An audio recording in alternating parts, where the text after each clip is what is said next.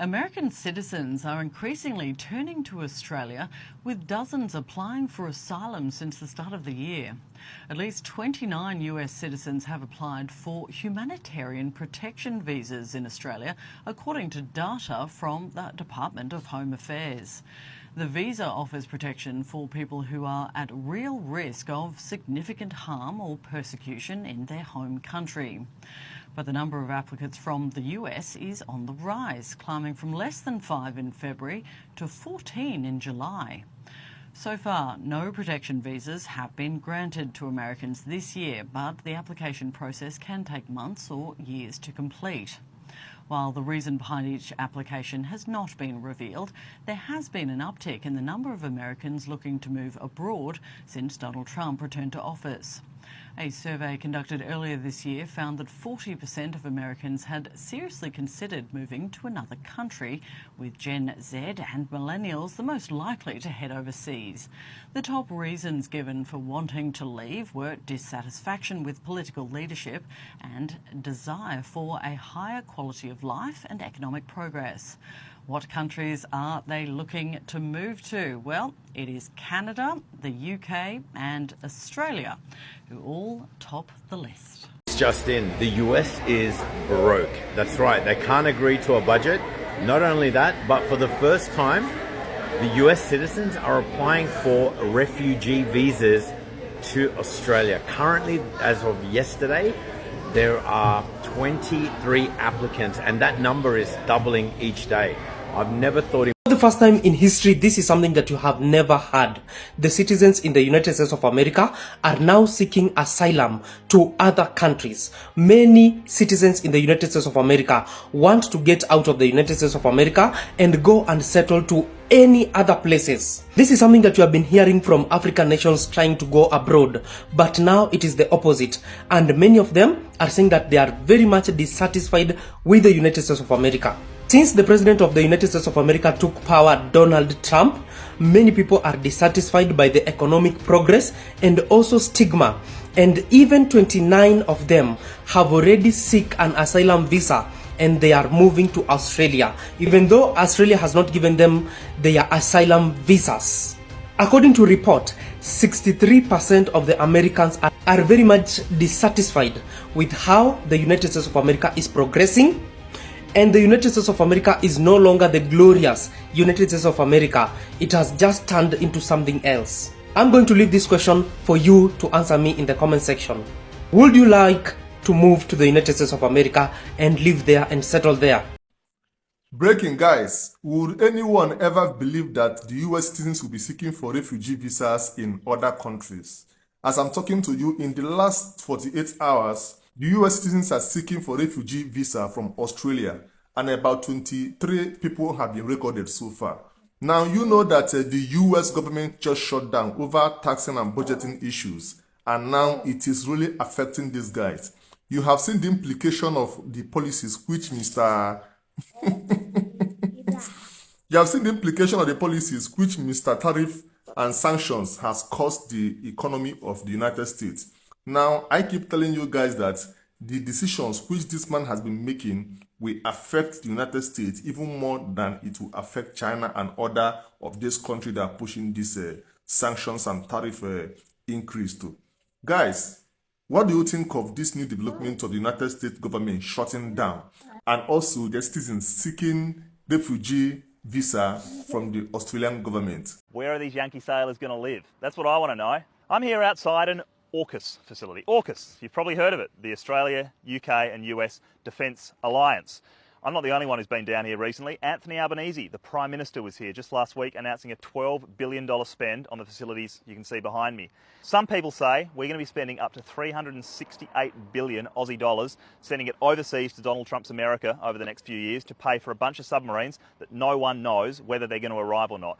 But one thing that's definitely landing really soon that no one's talking about is 700 American sailors and their families who are going to be lobbing up on our shores before too long, and they're all going to need somewhere to live. There's been a lot of talk in recent times about the impact of immigration on Australia's housing crisis. But one thing that no one is talking about is the fact that 700 American sailors and their families are going to be landing really soon and they're going to be competing with everyday Australians in the midst of the worst housing crisis this country's ever seen. While American government is shutting down, some Americans are now running away from their country. Why? My name is Lick. In today's video, we are going to talk about why some Americans are now applying for asylum to other countries such as Canada and Australia. However, everyone knows that America is one of the powerful countries where people need to go to settle. But the Americans themselves are now running away from their country. We got a more video like this. Don't forget to subscribe. Remember that credit goes to the owner of the video. I'll come back with a comment. Good morning, everybody. I want to touch on something I seen on the news yesterday. They said that more and more Americans, 29 to be exact, have applied for the protection visa. It's a touchy subject, and so I really wasn't going to say nothing about it, but I will want to talk about it. So, what's going on in America? America's not safe. It's not the richest country. Please stop believing that shit. We are not all safe there. Most people aren't applying because that's their last option for help. I understand how this visa is. I understand people don't like people applying for it. I don't know a whole lot of details on it. But these are people's last options. They're trying to protect their kids from being killed. Or they're trying to protect their children from being hung in the trees. I know you guys seen the news the last couple of weeks. A lot of us are being hung. A lot of us are being dragged out of our houses during the middle of the night. And we're from America. That's the sad part. We are not immigrants. But even if you are an immigrant, you should never be treated like that. And it's so crazy watching it and seeing that my family's still over there is a nightmare. It is. And that's why it's hard to be happy that I'm here. I'm gonna be honest, because they're over there and they're suffering, and they're all looking at ways to get out.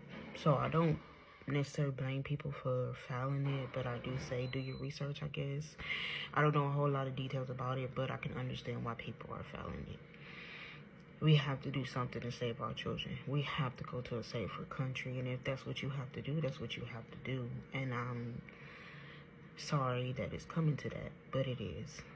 I will say look into other visas before you file that one, because it's tricky, and I believe America's the safest country, so it's kind of hard, if that makes sense. It's very hard. But what's going on is sad, and people don't have a choice. I hope you all have a good day. Were you surprised when you heard these figures about Americans seeking asylum in this country? I wasn't surprised when I heard the figures, as we've been receiving an increase in calls at the Asylum Seeker Resource Centre. However, I was surprised when we did start receiving those calls. I've worked at the ASRC for 15 years, and I don't think we've ever had calls from people in America or who are Americans in Australia who have called us with concerns about their safety in the US. So yeah, it is. It's shocking to hear people who are fearful of their safety in the US. The biggest issue that people are raising when they're calling through are people from the LGBTIQ community, in particular trans people.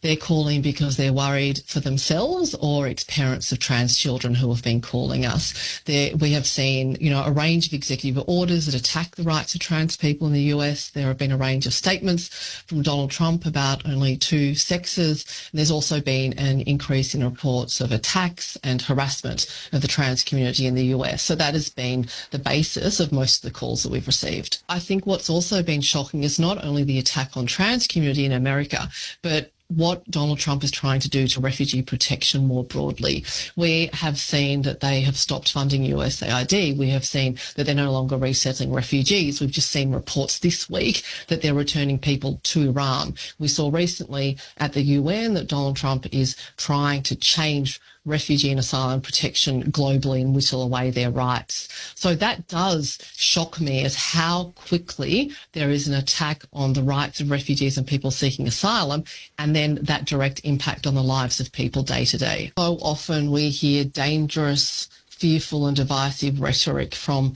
politicians and then see the impact of people who come through our doors. We recently consulted with people seeking asylum and asked them what were the biggest policy changes they wanted to see, and they outlined a whole lot of policy changes, but all of them then said, please stop the way that we are being talked about. And it shows where politicians have lack of vision. They're out of touch with the community. I mean, people want our politicians to be addressing things such as climate change, such as cost of living, rather than trying to use immigrants or people seeking asylum or certain people in our community as scapegoats. So it is shocking because they may just seem to be words from a leader, but they have a very real impact on the day-to-day lives of people. Can I just ask you too, Jana, recent rallies we've seen, commentary from some politicians, how's that impacted your work? I mean, most people seeking asylum who we work with are people of colour, and they're really fearful of racist attacks. They're fearful of being told to go back to where they come from. So that's been one of the implications. People are coming, we're seeing more and more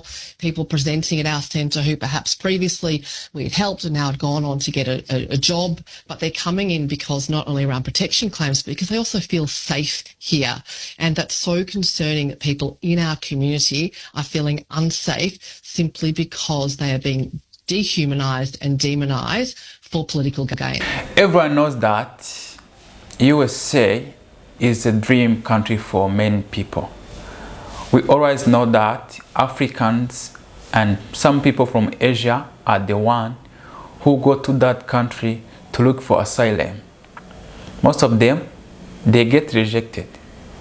Can you imagine how Americans are now going to Australia? But what they don't know, Australia is not kidding. It's not kidding. They are going to refuse your status application because they believe your country is powerful. But they don't know you are now struggling. Your government is shutting down. So they believe they used to blame African leaders. You don't take care of your people, that's why they always flying to our country, disturbing our economy. But how come Americans themselves going to beg Canada, Australia, UK, other country in Asia? I know you will see many Americans living in Japan, Thailand, different places because they are running away from their country. They cannot be able to stay in a country ruled by Mr. Orange. You know that Mr. Orange always change about economy, about how to do a business. Everything is getting worse in United States now. So guys, I hope you liked today's video. Thank you for watching. Subscribe. See you on another one. I love you guys.